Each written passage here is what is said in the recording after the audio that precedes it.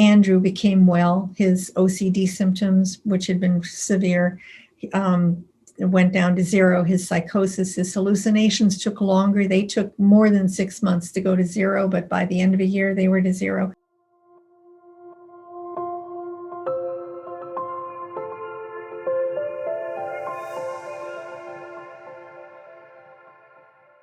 Greetings, hello, good day everybody, wherever you are in the world. Thank you so much for joining Truehope Cast, the official Truehope Canada podcast. My name is Simon and I'm your host.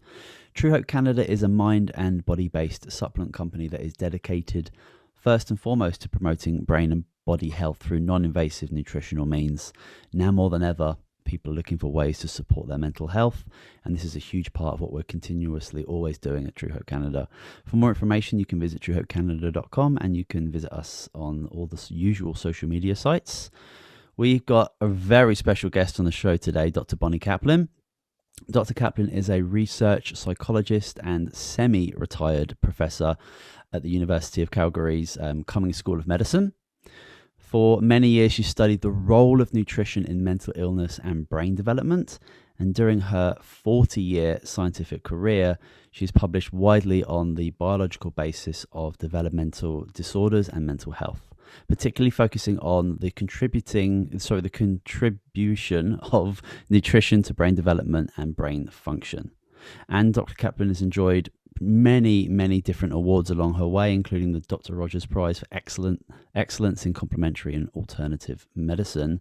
Now in retirement, her passion is to teach people how our diet influences our brain and our mental health. Dr. Kaplan, thank you so much for joining us. First question, as always, how are you? Oh, I'm fine, thank you. I think retirement was actually good training for coping with the isolation of COVID. Yeah, absolutely. Well, that's probably one positive. That's great to hear. Would you be kind enough to share with us a little bit about your journey into the remarkable study of nutrition and its pivotal role in mental illness?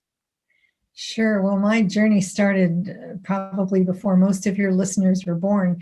I entered graduate school in 1968, knowing that I wanted to study psychology, but that I never wanted to be a clinician. And a lot of people might not realize that there is this other aspect of studying psychology that involves experimental research, understanding psychology, as opposed to actually training yourself to become a clinical psychologist. So as I was following my graduate program, this was at Brandeis University in Boston, learning about the brain and behavior, I found myself constantly drawn to understanding the biochemistry of the brain. So if I was assigned a topic, say in learning or memory, I was always selecting information related to the biochemical basis of how learning and memories are stored, etc.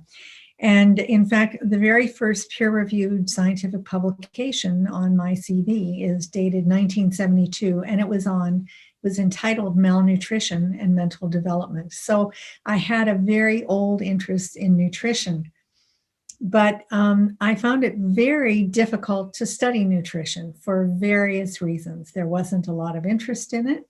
I decided to do postdoctoral training to learn more about neurophysiology. So that was a 5-year sojourn at the neuropsychology laboratory affiliated with Yale University.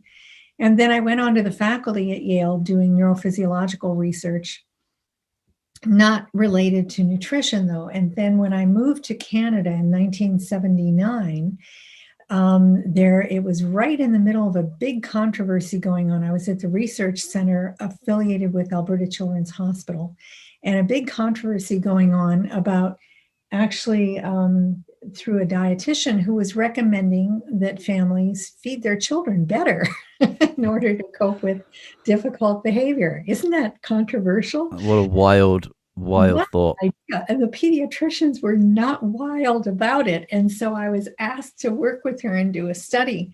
And so we did a study. The Feingold diet was very prominent. And we did a study comparing, and it was a double-blind placebo controlled study actually in very young children.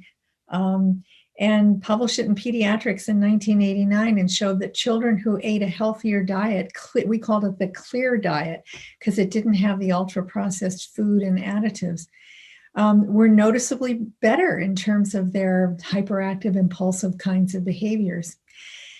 And I still found it difficult to create a career around nutrition, though, because I kept running into, I'll call them true believers, Simon, people who would, I just remember kind of the straw that broke the camel's back when a mother said to me, Bonnie, I believe in nutrition. And I thought, my goodness, on a good day, I believe in God. But nutrition isn't something, this is really, Sure. Nutrition is not something that you have to have some kind of faith in. It simply is. It's the foundation of how our cells grow and develop and function. And I understood what she meant, but it just made me realize that and some other things, that I was dealing with people who were sometimes quite fanatical, and I'm not comfortable around fanaticism of any kind in science, religion, or politics, or anything. So I remember, this will be the longest answer I give you, Simon, okay? No problem. This is great. I remember saying to my husband in around 1990, that's it. I am never going to try to study nutrition again. I keep trying and trying, and it's just not the way forward. And so I moved into another direction. Fortunately, didn't get fired for lack of productivity and was able to develop a career. And then along came a day in 1996 when I met Tony Steffen, his daughter Autumn Stringham, and David Hardy. And I knew that there was something going on. They didn't have a company called Truehope then. They didn't form Truehope till I think about 1999. You might know the date better than I do. But they certainly knew that they were helping people. And when I listened to Autumn's story, I knew this was not a scam. It wasn't a fraud. It wasn't fanaticism. It was real. And I was relatively well positioned and knowledgeable enough to study it. And that launched me right back into nutrition, which is pretty much where I stayed for the rest of my career. Amazing. My husband reminds me occasionally that I swore I'd never do that, but you know.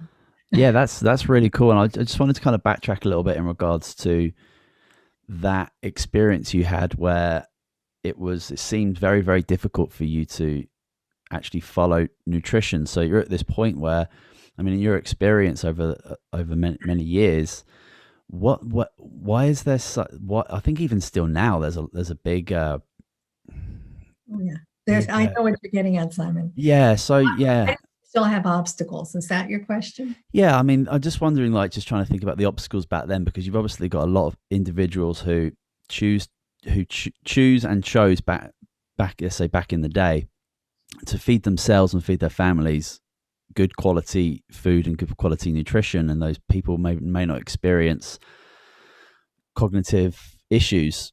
And then you have people that maybe don't eat more like a processed diet and eating a lot more additives and artificial foods, and they're experiencing issues.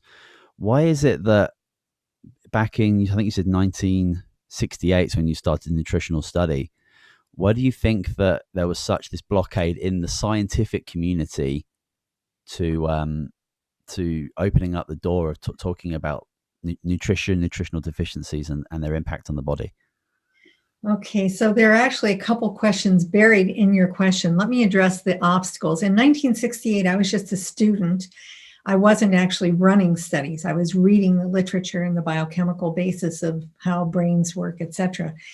But I certainly had a lot of obstacles, and they still exist. And I'll tell you, to me, there are a number of reasons, but I'll give you three, okay? And let me make a note of them so I don't lose my train of thought. So one is lack of education. The third one is the media, but in between, we have to talk about the psychopharmacology revolution. So education is so important.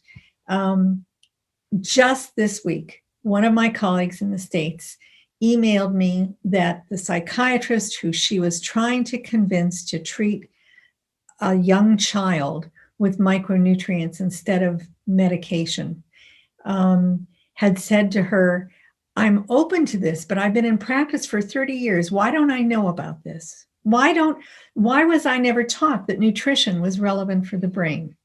And so he's learning, okay? And let's hope he becomes an ally in the future. But that's in the year 2021. Education, education, education. I've taught children as young as grade 6 what minerals and vitamins do in the brain, what cofactors are, why we have to have them in the brain every single minute that we are alive.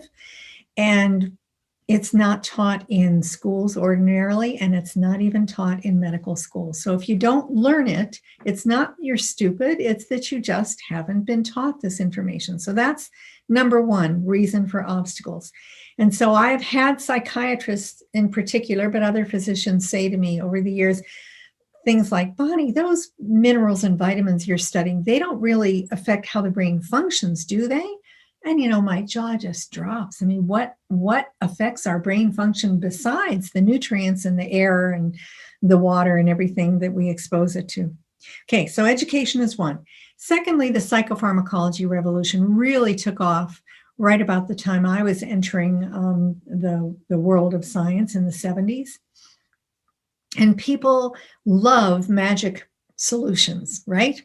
We've got a theory. We know now. We just have to take this pill and magically we'll get rid of bipolar disorder, for example. Well, it didn't turn out that way. Everything was oversold. But I mean, Time magazine even had Prozac on the cover saying, should everyone take the happy pill? There was, and it's always looking for a single pill. That's how it's kind of out of, the way we used to think about antibiotics, and it's more complicated now, we know. Yeah. So the psychopharmacology revolution swamped the world. And the third thing is the terrible media coverage. For the last, at least 5 to 10 years, every article that you read in the media that touches on nutrition in pill form is always about how it's killing you. Are your vitamins killing you? Don't take, New York Times had an article, don't take multivitamins. That's somehow been very much in the media. And you got to wonder who's paying for some of those articles, right? So yeah, you can certainly follow the money, I think, in a lot of those publications too. Yeah. There has to be, for a statement to be made like that on a really big platform, that I think most people can look at and kind of say that does not quite seem right. There's got to be questions asked there. Right. And by the way, in Canada anyway, it has seemed to me that some of these negative articles have come in a flurry, as if they got a payment that said, "Oh, let's have a few articles on how bad That's interesting. But that's very subjective. I'm not sure it's true. So you touched on a totally different area in that question, Simon. I don't know if you want me to comment or not, and that is kind of the implication of what you said is some people are eating well and still having symptoms. Do you want me to? Absolutely. Yeah, please do. Yeah. Well, this gets down to individual differences. That's something that we're taught a lot in psychology is about individual differences, and it relates to environmental factors as well as genetic factors. And we know now that there are individual differences in our needs for micronutrients. And so everybody who's done research in this area can tell you stories of people who come in with a diet diary that shows they eat a wonderful whole foods, Mediterranean type of diet, and they still have mood instability. And so some of those people benefit from taking additional nutrients in pill form, others don't.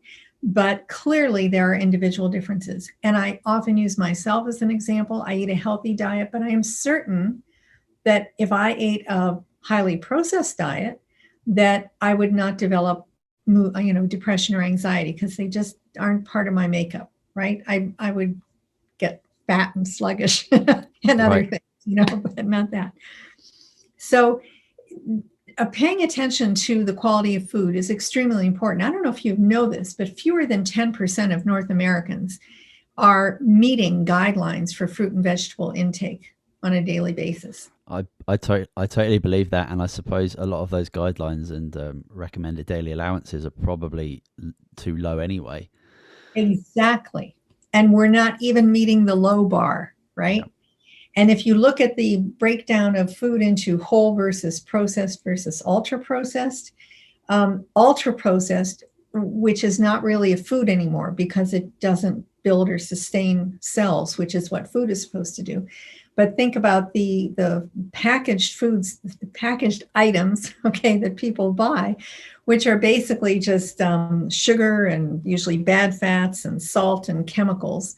More than 50% of what we're putting in our mouths is ultra processed. So we really should be working very hard in every mental health clinic to teach people to improve their diet. But even still, some people will need additional micronutrients, meaning minerals and vitamins. And there have been a number of papers now that have described phenomena where there are genetic mutations that are associated with the need for extra micronutrients. Maybe I won't go into that in this podcast though, okay? Yeah, maybe we could do a separate one on that, because that would be a big but very, very interesting topic. And just before we kind of move on a little bit in regards to your connection to Truehope, I just wanted to make a comment in regards to how I think it's very interesting that now, like in 2021, in the middle of this pandemic, or I hope it's the end of this pandemic, but we'll see. We're still not hearing from governments about the educational piece of what you can do with your own nutrition, or going to a supplement store, or eating well, or exercising, or drinking good quality water. We're not hearing this information from our governing bodies that are, their role is to serve us. And we are still not hearing this. This is from when you started studying nutrition in like 1968. The information out there and the education is still in significant infancy, and it's just not good enough. Absolutely true. And as usual, people glom on to a magic bullet. The one thing doctors are telling their patients is to take vitamin D. Well, that's good. We know that vitamin D plays a really important part in the various immune systems, okay? And sometimes they're being told to take zinc, but they're not being told about the resilience literature showing B complex and the whole broad spectrum of minerals and vitamins improves it's the foundation of our resilience, both physical and mental. We actually have a paper coming out about that very soon, based on it's an overview of the earthquakes in New Zealand, the flood in Alberta, and the mosque shootings back in New Zealand. Julia Ruckledge is the first author of that, and it's in press. And it summarizes all of our studies showing how important it is to get people to improve their diet, and more importantly, to be taking micronutrients in pill form after a crisis. Well, isn't COVID a crisis? We should all be looking at that. Absolutely. Yeah. I mean, you can consider a crisis like one of those examples as a significant stressor onto the mind and body. And then COVID, and depending on what your experience has been over the past 11 months, a very similar stressor. But day in, day out, a year ago, pre-COVID, people are experiencing micro stresses constantly all the time, just in the way that we engage our fight or flight nervous system in our response to stress, and as well as like the food that we choose to eat can either inflame us and stress us further, or it can provide us nutrition to allow our body to kind of do what it does best and do what it wants to do, which is to make us feel awesome. Yeah, I just want to add a comment. In our upcoming book, The Better Brain, Julie and I describe both the fight or flight and what that does for nutrient demands, and also triage theory, which explains a little bit more about why we need more nutrients in times of crisis. So amazing. That's great. Yeah, we'll definitely touch on the book towards the end. That's really cool. So you've got an interesting history with Truehope, and you kind of touched on the introduction a little bit just at the end there. There's a history that involves a little bit of hesitation on your part. Can you tell us a little bit about that? I skipped over that. Well, given what I told you about not wanting to study nutrition anymore because I was fed up, you can imagine how I reacted when my friend and colleague at University of Lethbridge, Dr. Brian Kolb, contacted me in the spring of 1996 and said he had these two guys who were in his office who were talking to him about vitamins, and he wanted me to talk to them. And I said, better you than me. I've talked to every flake in Alberta. I'm not anymore. I couldn't believe that just some vitamins were going to really fix mental health problems. So I faxed him some forms because Brian was primarily a neuroscientist, animal researcher. I faxed him some forms that he could use to help them look at a few kids that they had been working with. And I totally put it out of my mind. And I think that was in May of 96. And then in August, I got a fax that I kept on my bulletin board in my office for the rest of my career to keep me humble. Nice. Which was the data that he had collected. And well, he didn't collect it. Sorry, Tony and David collected it, and Brian analyzed it, and then written on it is where I did an analysis of variance. It's a statistical test manually right on this piece of paper, and thought, what the heck is this? It looks interesting, you know? And then I agreed to meet with Tony and David, who I had never even heard of before. I just knew there were two guys in southern Alberta that Brian thought I should meet. Well, that's So amazing. That's happy. amazing. It's amazing that you were able to, first of all, pass over those papers for them to actually get you the data that you needed to, kind of see something different than you did before. Now, that was just questionnaires, Simon, and nothing special there. It was just like, okay, you study rats. This is what we use to study kids. Okay. And you go off and do it. Leave me alone. Yeah, that's a really cool start. So can you talk to us about some of the studies that you've done over the years using nutritional supplementation? Do any in particular stand out? Okay, so do any stand out? Most of the standout ones are the more recent ones that Julia Ruckledge is doing in New Zealand. She's got the most active research group, and also a really exciting study that has just been finished and is under review that involves 2 sites in the US and 1 in Canada. But if you go back to the old days when I was doing studies, I try to teach people that there is something more than randomized controlled trials. When you have a new idea, and I mean, let's face it, broad spectrum micronutrients was a really new idea. Nobody was looking. We looked back to the year, I think it was 1929, all the research on nutrition and mental health. We published a review paper in about 2007, I think that came out. And we looked at all the studies, and they were all on one nutrient at a time. Just always the magic bullet thinking, just like now with COVID, take your vitamin D, that's your magic bullet. It's not the way the brain works, but that's the way we think as human beings. We're always looking for a magical solution. Starting out with something really novel, as I was doing in about 1998, was the first study, and Truehope didn't exist, and Empower Plus did not exist. They were using, and I was studying combination of pills and liquids that they bought over the counter. I knew that starting out with a randomized controlled trial just does not make sense. There are too many unknowns. You don't know dose, you don't know age, you don't know symptoms you want to focus on, etc. So case studies and also case series where you take people in sequence and say the first 10 that walk through the door, we're going to try this with. And also within subject crossover, that's sometimes called AB design. So you study a person, evaluate their behavior, then you put them on the formula, evaluate it again, take the formula away, and then look at their behavior, give it to them again. So you show on-off control of symptoms.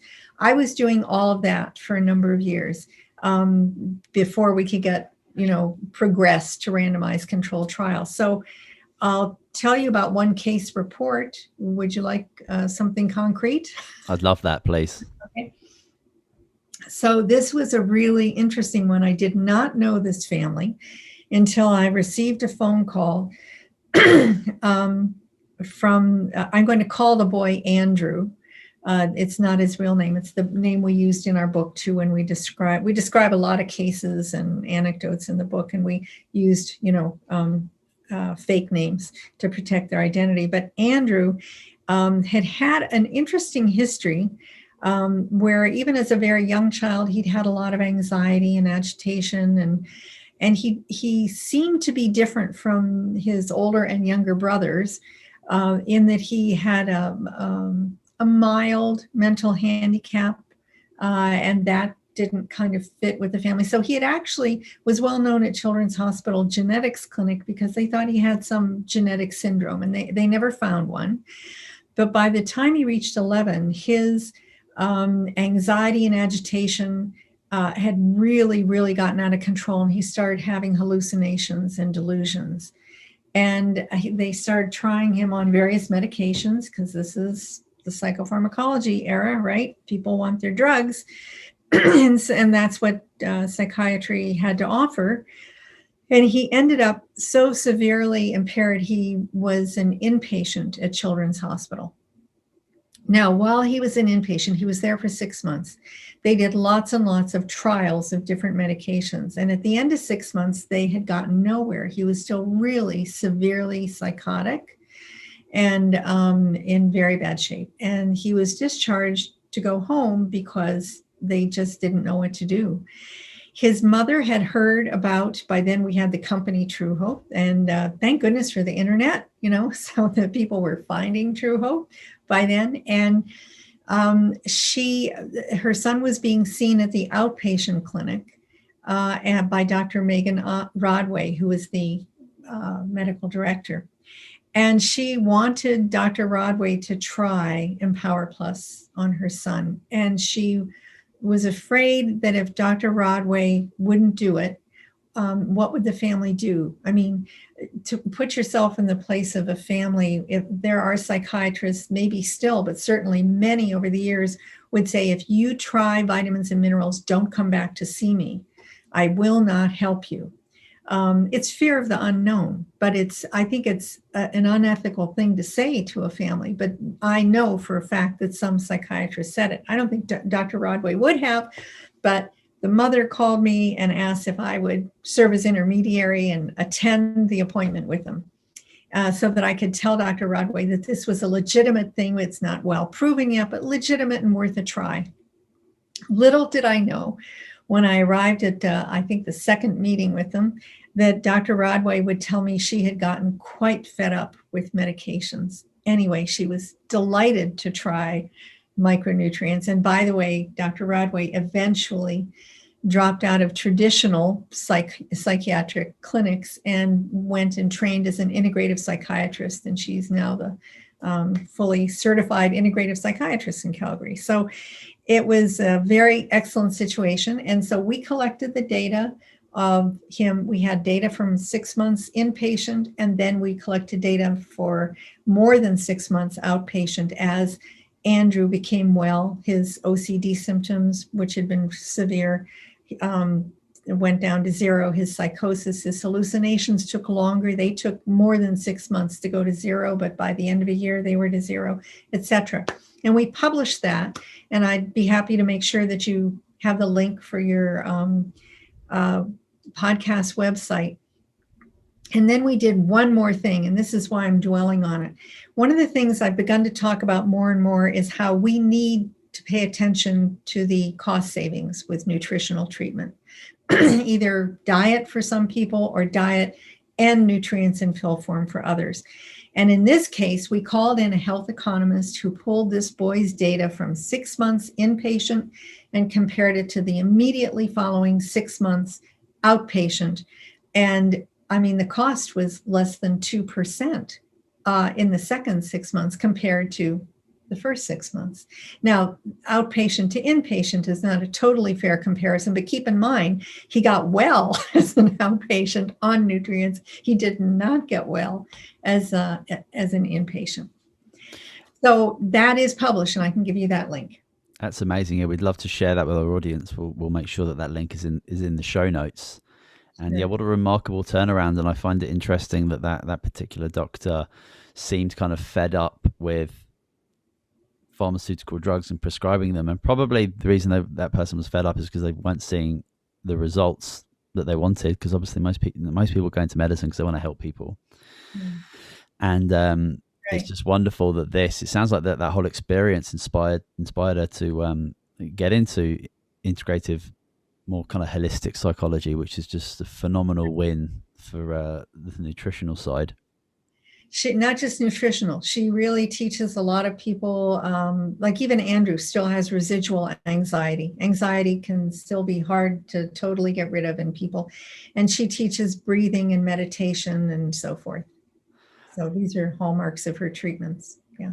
So that story and that study and that testimonial, that was done using Empower Plus, is that right? Either Empower Plus or Empower. Yeah, well, yeah, I think it's changed. It's certainly changed. We've changed the name a few times, but yeah, Yeah. yeah, Yeah. that's just wonderful. Do you have any? Have you ever used the products? Have you seen obviously all the examples and all the studies yourself? Have you ever used Empower Plus? Sure. I often get asked this question, Simon, and I'm happy to answer it. I have inherited a very stable disposition, as has my husband. Neither one of us would be taking any nutrients to try to control mental health. There are other health problems. You don't get to be in your 70s without having problems, but not mental health. However, as you get older, you absorb nutrients less efficiently. And I know quite a lot and have analyzed some soil assays from our Canadian fields. And I know that we don't get as many nutrients in our food as even if you have an ideal diet. So of course I want to supplement my diet. And so I do take, when the company split into two and we have both Truehope and Hardy Nutritionals, I have stayed agnostic. I am not, have never been financially affiliated with either company. I hope your listeners understand that. And I don't want to preferentially, lean one way or the other. They both make very good broad spectrum multi-nutrient products. So one month I'll buy from one and the next month the other. And my husband and I take low doses of both of those. Great. So Yeah. we don't take as much as people need to take usually to control mental health symptoms, but I think we take enough to enhance our dietary intake of nutrients. Yeah, and you make a brilliant point about the fact that our soil is just not what it used to be, through many, many, many different reasons, and that supplementing is kind of something that that nobody can really afford not to look into. And as you mentioned, some people don't need as much. Some people have different levels of uptaking nutrition, and some people have compromised small intestines, so they're not actually uptaking as much as they can. That's a whole different story. That is when it comes to digestive integrity and the ability to absorb nutrition. I'd love to talk about your book that's coming up, and it's called The Better Brain. The Better Brain, right? And the subtitle specifies, learn how to overcome mood problems, ADHD, etc. And by the way, there's a half of a chapter in there teaching people, because I don't think most people know, the importance of soil mineralization, because that's how a lot of people don't know that's how we get our vitamins. The soil provides plants with what they need, along with sunshine and water, to synthesize vitamins. We can't synthesize minerals or 99% of our vitamins. We can only, if our gut is healthy, we'll be synthesizing a wee bit of some B vitamins, but we aren't even doing that. It's the healthy gut bugs that are smart enough to do that. We're really quite incompetent at manufacturing minerals and vitamins. So we have to be getting them from our diet. And we have to be getting in them from a diet that is rich and grown in good soil, or from the animals that come along and eat the plants. I'm not a vegetarian myself, so I throw that in. So what else can I tell you about our book? It's written for the general public.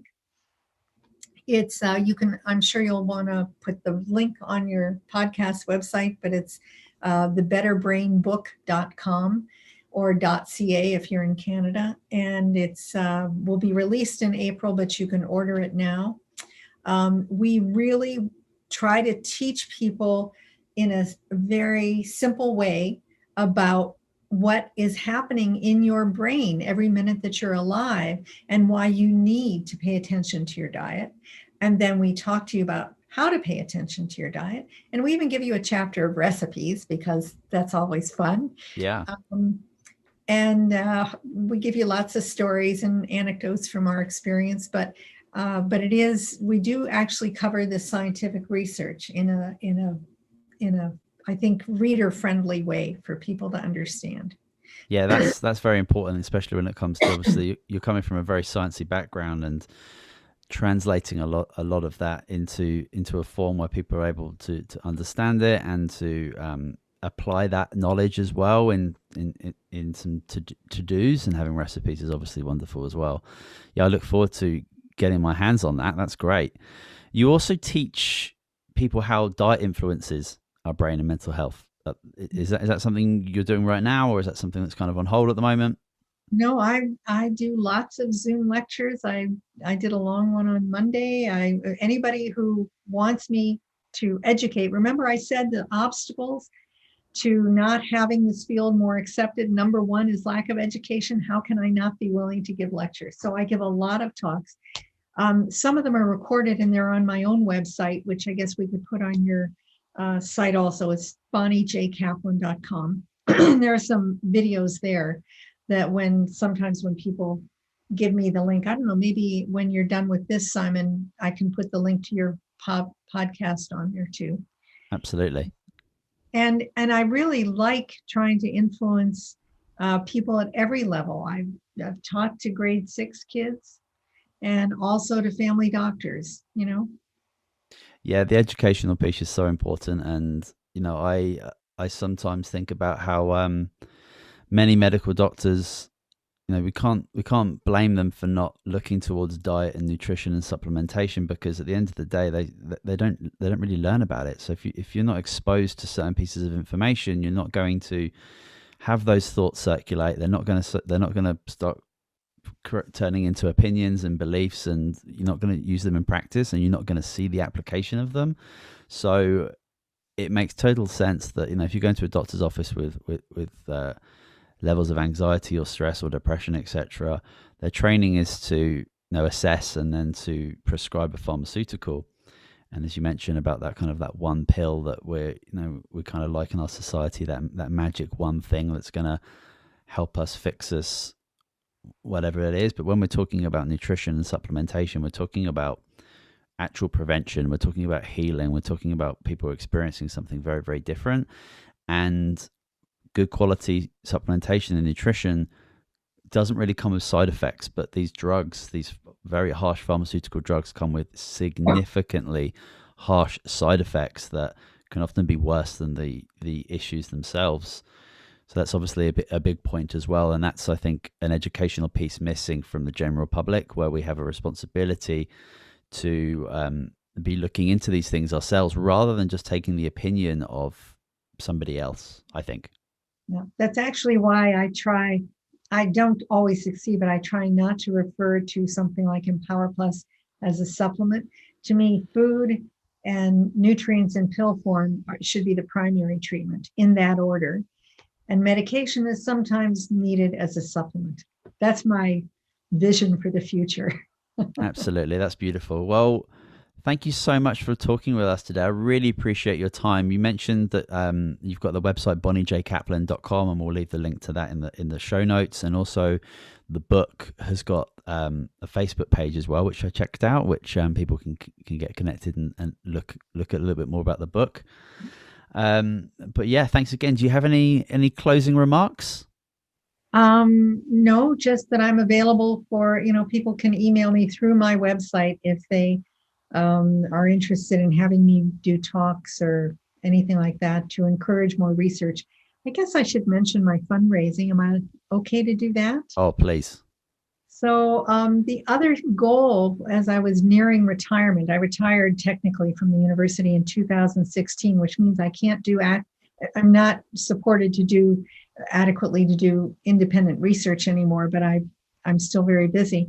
But one of my goals was to raise money for my junior colleagues, because the main agencies are just not willing to look at anything except magic bullet nutrients. You can get a grant to study vitamin D and depression, even though we know that it's a very modest effect. But to get a grant to study broad spectrum nutrients, you can't do it. So I set up 2 charitable funds, one in the US and one in Canada. And the reason I did it that way is so that people can get charitable tax receipts.